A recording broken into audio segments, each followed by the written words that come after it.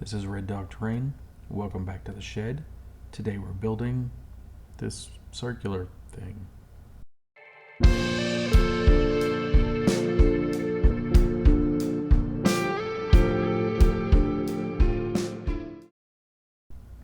When I was cutting foam for my latest build, I ended up with these two pieces, so I decided to use them and make something out of it.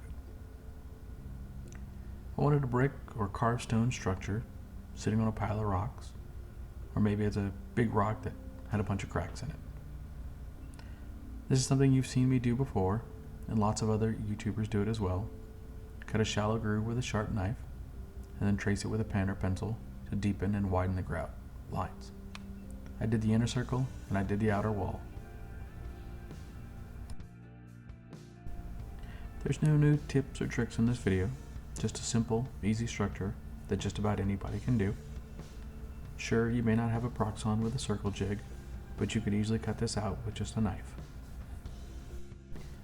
Balled up aluminum foil gets rolled across the two pieces to make a rock texture.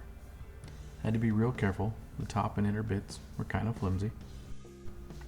I saw John on Tabletop Witchcraft make his own texture roller to get into the tight areas. Something like that would have been really useful here. I might have to try and make my own. As I glue the inner part to the outer part, you can see that I broke off the very top. It was just too thin and it was going to break eventually, so I just got ahead of the game.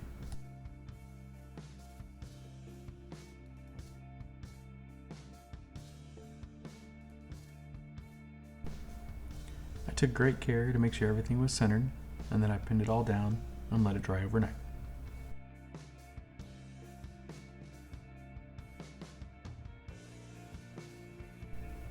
But while that was drying, I could start on the bottom. I cut a chunk of scrap foam and then traced where the structure would sit.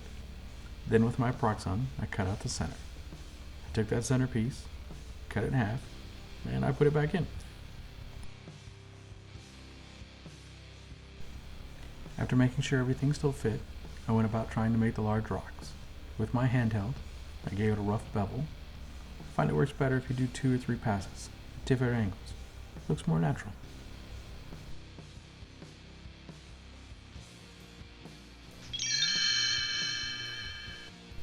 The old stones that had been lying dormant for centuries began to hum. The sand in the cracks shifted and filtered out. The crows on top squawked nervously before flying away. Electricity crackled in the inner circle.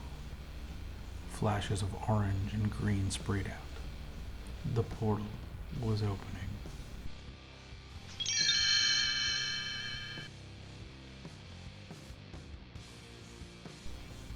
This next part was kind of tricky. The handheld has an attachment, but is rather long, not great for carving, but I tried my best. And it came out fine, but I wish there was a thin, short attachment. Also, I need to learn how to clean it. Leave a comment to let me know what's the best way to clean old melted foam bits off of this thing.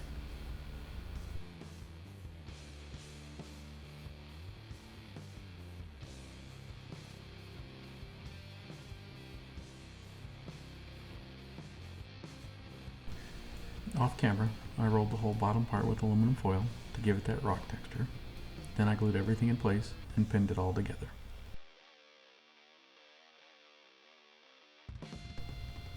Then I used Pro Acrylic texture paint. This stuff's great. 5 stars, would recommend. I used it to hide the seams and add a bit of life to the boring flat bits. Then everything got a coat of the secret sauce, which is of course just Mod Podge and black paint, in like a 3-to-1 ratio.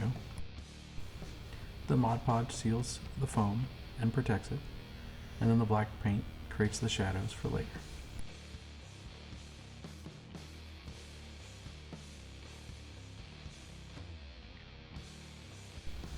While I do all this, please take a moment to like and subscribe, leave a comment, or tell a friend. There are links in the description for the Red Dog Terrain Facebook and Instagram, or send him an email if you're looking for me to build you a piece.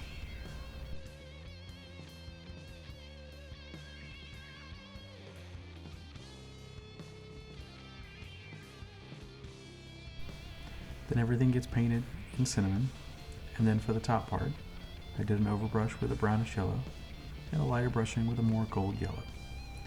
I just used cheap acrylic paint that I buy from Walmart. I'm not winning any awards here, and this isn't a whole bunch of detail work, so the cheap stuff works just fine. Then the top and the bottom get a dry brushing of light buttermilk to bring out the highlights.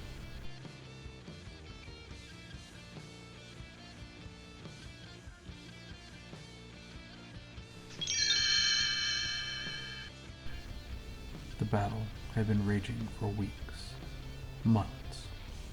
The intruders continued to pour through the portal. Despite their knowledge of the land, the invaded could never reach the opening. The constant stream of attackers and supplies and advanced weapons kept them from ever being able to seal off that accursed structure.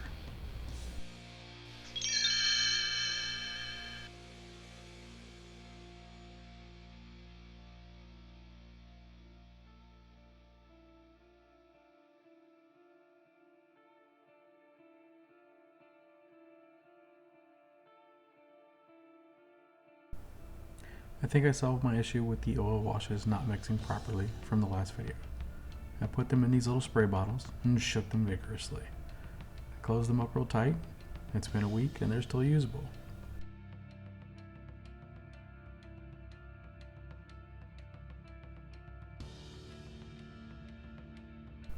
I did 2 oil washes for this one, a brown and a black. I did the black mostly in the creases and the corners of the top part, and then all over the bottom part. Using pipettes really gives me a lot of control over where the washes go. And with that, we are done. This is a rather simple build, but there's a lot of versatility and possibilities. Maybe it is a portal for Necrons. Maybe it's a hiding place for whatever this is. Maybe it's a gathering spot for Nurgles. Maybe it's a trap hiding a lich.